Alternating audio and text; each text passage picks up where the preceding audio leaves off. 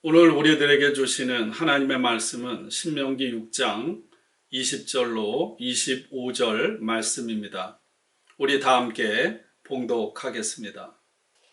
후일에 내 아들이 내게 묻기를 우리 하나님 여호와께서 명령하신 증거와 규례와 법도가 무슨 뜻이냐 하거든 너는 내 아들에게 이르기를 우리가 옛적에 애굽에서 바로의 종이 되었더니 여호와께서 권능의 손으로 우리를 애굽에서 인도하여 내셨나니 곧 여호와께서 우리의 목전에서 크고 두려운 이적과 기사를 애굽과 바로와 그의 온 집에 베푸시고 우리 조상들에게 맹세하신 땅을 우리에게 주어 들어가게 하시려고 우리를 거기서 인도하여 내시고 여호와께서 우리에게 이 모든 규례를 지키라 명령하셨으니 이는 우리가 우리 하나님 여호와를 경외하여 항상 복을 누리게 하기 위하심이며 또 여호와께서 우리를 오늘과 같이 살게 하려 하심이라.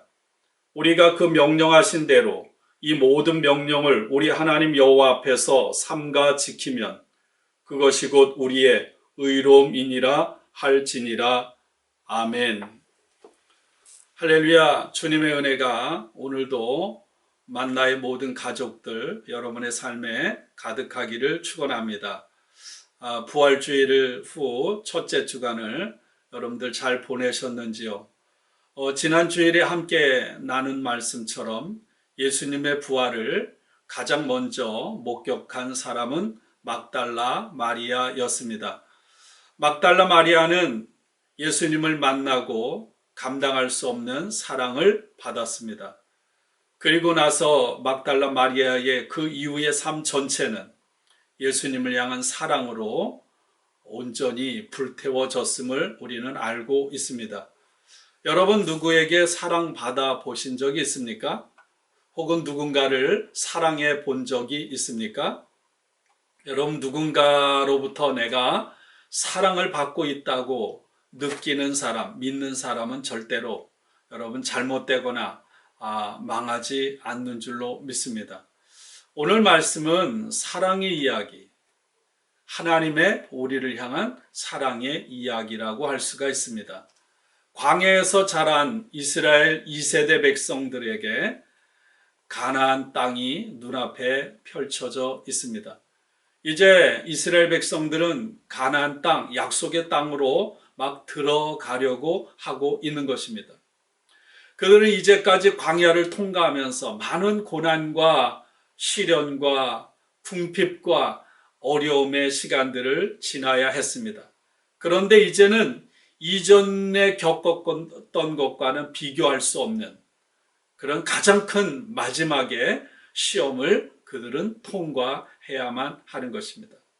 이스라엘 백성들이 마지막 시험 앞에서 어떤 선택을 하느냐에 따라서 그들의 미래, 그들의 운명, 그들의 생명이 결정이 될 것입니다. 과연 이스라엘 백성들이 하나님 주신 가나안 땅에 들어가서 하나님께서 주신 말씀, 하나님과 맺은 약속을 잘 지킬 것인가? 아니면 가나안 땅에 들어가서 접하게 되는 그 가나안이 주는 풍요와 평안함 때문에 하나님의 약속을 저버릴 것인가 하는 문제 앞에 놓여 있었습니다.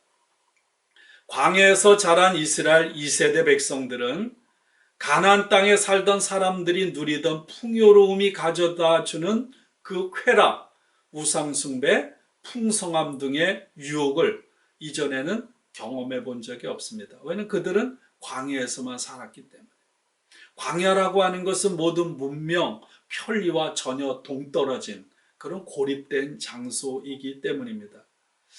오늘 신명기 말씀은요, 모세가 마지막으로 죽기 전에 가나안 땅을 들어가지 못하게 되죠. 그 출애굽한 2세대 백성들을 향해 주시는 유언과도 같은 설교입니다. 그리고 4장부터 26장까지는 두 번째로 준 설교 본문 중에 오늘 우리들이 읽은 말씀이 포함되어 있습니다. 하나님과 이스라엘 백성이 시내산에서 맺었던 약속이 무엇인지에 대해서 모세는 이야기를 하고 있습니다.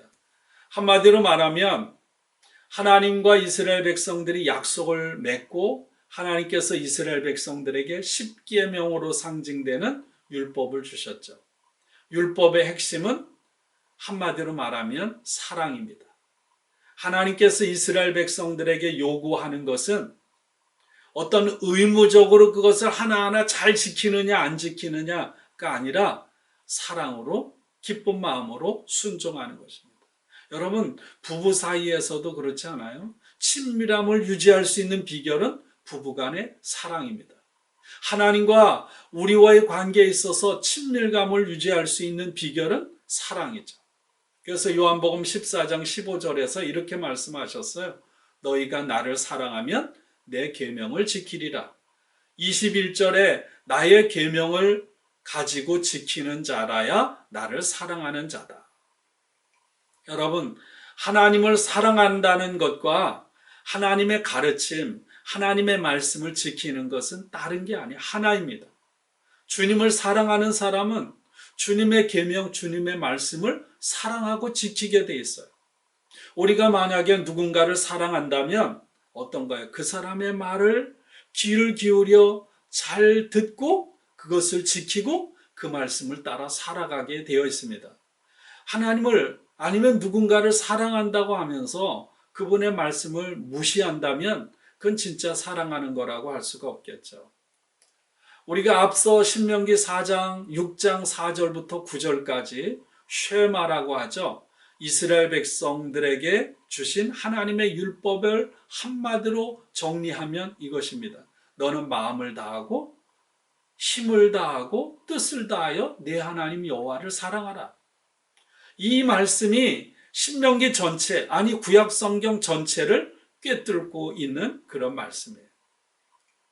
신명기 6장 10절부터 25절까지 이스라엘 백성들이 가나안 땅에 들어가서 살게 되면 그곳에서 어떻게 하면 하나님께서 계획하신 대로 항상 복을 누리며 살 수 있을 것인가? 그것을 오늘 모세는 이스라엘 백성들에게 가르치고 있습니다. 한마디로 말하면 이거죠. 하나님을 잊지 말고 기억하라는 거예요. 하나님의 사랑을 잊지 말고 기억하라는 것입니다. 광야에 척박하고 거친 땅에서 살던 이스라엘 백성들이 가나안 땅에 들어가서 맡게 되는 풍요로운 삶을 살아갈 때 반드시 마음에 새기고 명심해야 할 것, 그것이 무엇인지에 대해서 오늘 10절부터 25절까지 모세는 우리에게 이스라엘 백성들에게 당부하고 있는 것입니다. 10절부터 15절까지는 내 하나님을 잊지 말라는 거예요. 16절부터 19절까지는 내 하나님을 시험하지 말라는 것입니다. 그리고 오늘 20절부터 25절까지는 내 자녀에게 부지런히 가르치라는 거예요.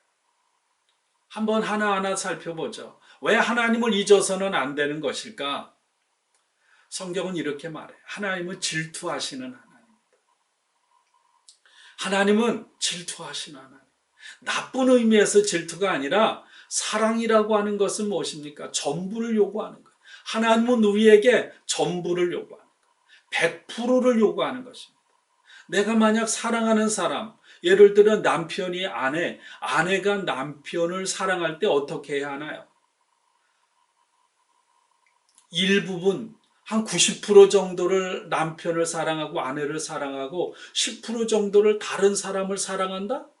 말이 안 되는 거죠. 양다리는 있을 수가 없는 거예요. 여러분, 나만을 사랑해달라는 게 여러분 사랑의 관계에서 무리가 아니죠. 지극히 당연한 거죠. 그렇습니다. 사랑이라는 것은요, 머리로 계산하고 어떤 이익을 따지는 게 아니에요. 10절부터 19절까지 왜 하나님을 기억하고 하나님을 경외해야 하는가? 그래야만 하나님께서 주시겠다고 약속하신 그 땅을 온전히 차지하고 그 땅에서 복을 누릴 수 있기 때문이라고 오늘 하나님께서 말씀하시는 거예요. 여러분, 이 말씀은 모세가 출애굽 2세대 가나안 땅을 앞에 두고 있는 백성들에게 주시는 말씀이지만 그들에게만 주신 말씀은 아니에요. 우리가 앞서 함께 나누었듯이 신명기 5장 1절 3절에 바로 오늘 여기 살아있는 우리에게 주신 말씀입니다. 그렇다면 21세기를 살아가는 우리들에게도 동일하게 오늘 여기 살아있는 저와 여러분들에게 주시는 말씀임을 믿습니다. 자녀들에게 하나님은 누구인지, 그리고 하나님께서 어떤 일을 하셨는지를 끊임없이 자녀들에게 가르치라는 거예요. 내가 확신이 없이 어떻게 내가 그 삶을 살아갈 수 있겠어? 내가 확신이 없이 어떻게 자녀들에게 그것을 가르칠 수 있겠습니까? 오늘 네 가지로 정리를 해볼 수가 있어요. 첫 번째는 하나님께서 큰 기적으로 이스라엘 백성들을 애굽에서 해방, 구원시켜 주셨다는 거예요.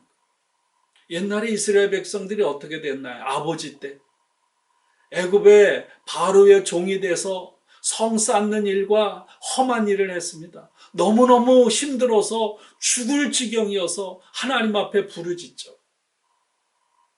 두 번째, 하나님께서 그 부르짖는 백성들의 그 고통을 외면하지 않으시고 기도를 들어주세요.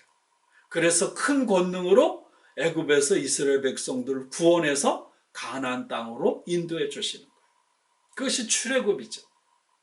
출애굽의 목적은 뭔가요?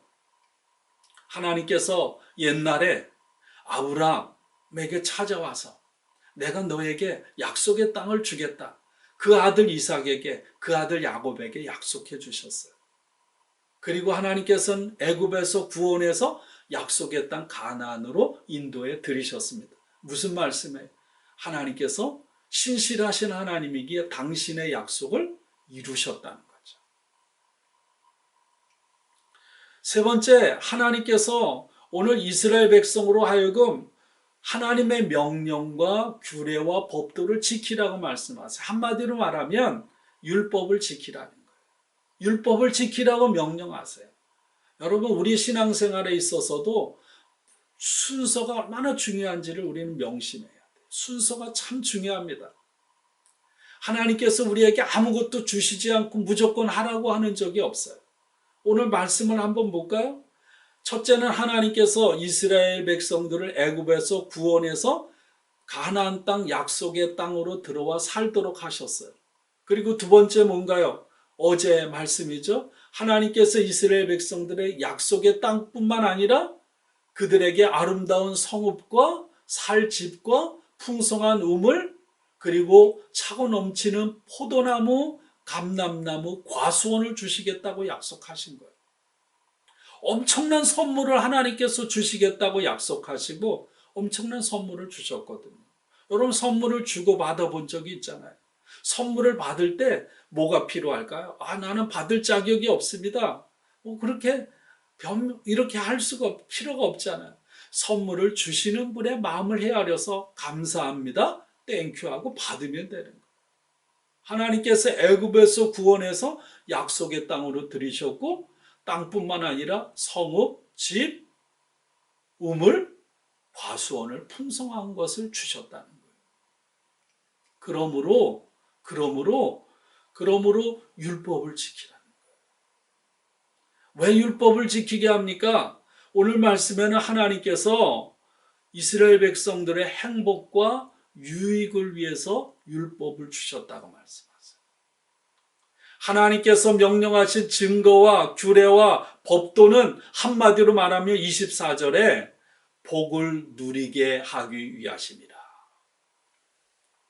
복을 누리게 하기 위함이라.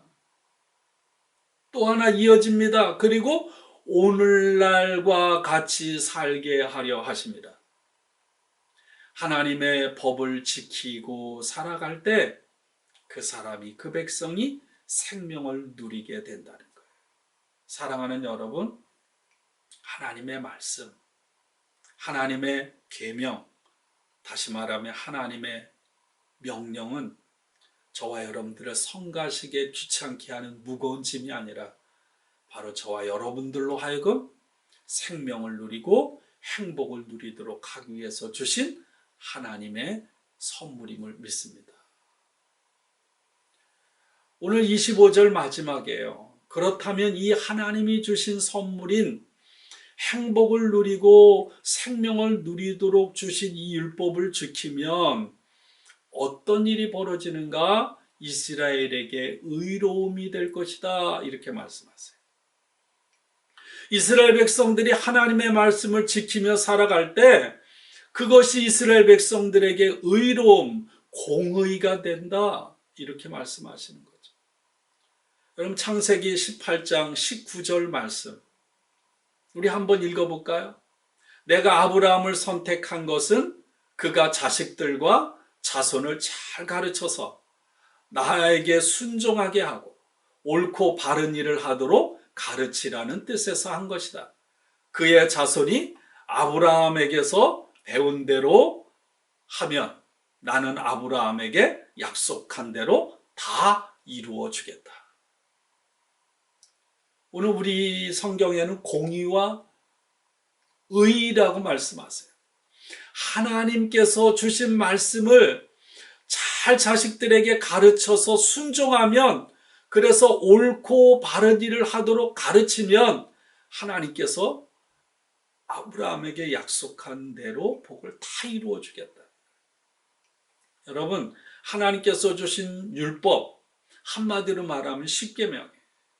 십계명의 첫 계명이 무엇인지 아시죠? 너는 나 외에는 다른 신들을 내게 두지 말라.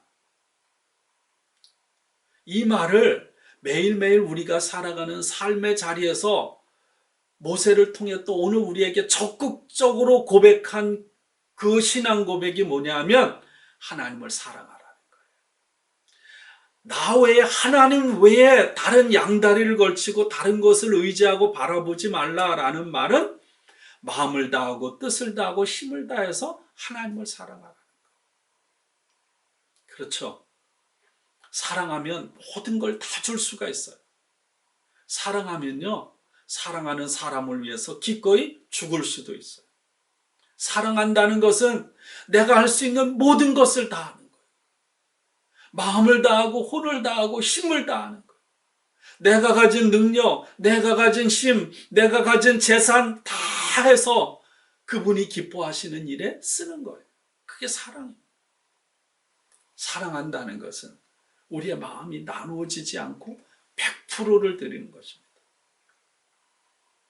매일매일 우리는 사랑을 받은 사람으로, 감당할 수 없는 은혜와 복을 얻은 사람으로 저와 여러분들을 향해 주신 하나님의 사랑, 오늘 부활주의를 경험하면서 사순절 주님의 나를 위해 마지막 피 한 방울까지 쏟으신 그 십자가의 사랑을 기억하며 온 마음을 다해서 우리도 사랑의 삶을 살아가길 원합니다. 어떤 고난과 어려움 가운데서도 죽음을 이기고 부활하신 그 부활의 주님을 기억하고 그 부활의 생명의 능력을 힘입어 여러분 소망 가운데 사랑의 삶을 살아가는 저와 여러분들이 되길 원합니다. 우리에게 주어진 사명이 있어요.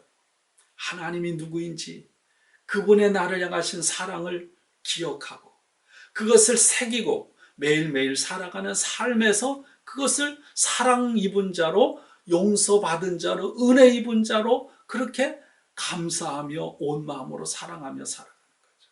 하나님 기뻐하시는 일에 내 생명을 바치며 살아가는, 여러분 그거는 자녀들에게 부지런히 가르치는 게 내 머리로 내 입으로만 가르치는 것이 아니라 여러분 내 삶으로 가르친 것만이 자식들에게 남는다고 했거든요. 오늘 내 자녀에게 하나님이 누구인지, 하나님께서 나의 삶에 어떤 일을 행하셨는지 여러분들의 삶을 통해서, 그리고 여러분들의 입술의 고백을 통해서 여러분들이 부지런히 자녀들뿐만 아니라 만나는 모든 사람들에게 그 사랑을, 그 은혜를 나누며 살아가는 저와 여러분들이 되기를 주님의 이름으로 간절히 축원합니다. 우리 함께 위해서 기도하겠습니다. 오늘 말씀대로 그렇습니다. 하나님, 하나님의 율법, 하나님의 말씀, 하나님의 명령은 나를 향한 나의 복을, 나의 생명을 위해서 하나님께서 주신 사랑의 표현임을 믿습니다. 사랑을 입은 사람으로 하나님의 말씀에 순종하며 살아가는 저희가 되게 하시고 그것을 내 입술로, 내 삶으로 부지런히 내 자녀들에게, 사람들에게 전하는 예수의 증인이 되게 하옵소서. 코로나 바이러스로 인해 고통당하는 우리 사랑하는 만나의 모든 성도들 하나님께서 지켜주시고 그 고난 가운데서 믿음을 잃지 않고 부활의 소망을 갖고 살게 하여 주옵소서. 어서 속히 코로나 바이러스의 사태가 종식되고 일상이 회복되게 하시고 특별히 이 퇴치를 위해서 힘쓰는 모든 사람들에게 지혜와 능력을 주옵소서. 오늘도 선교지에서 주님의 복음을 위해서 헌신하는 모든 선교사님들을 위해서 우리 함께 기도하겠습니다. 함께 기도합니다.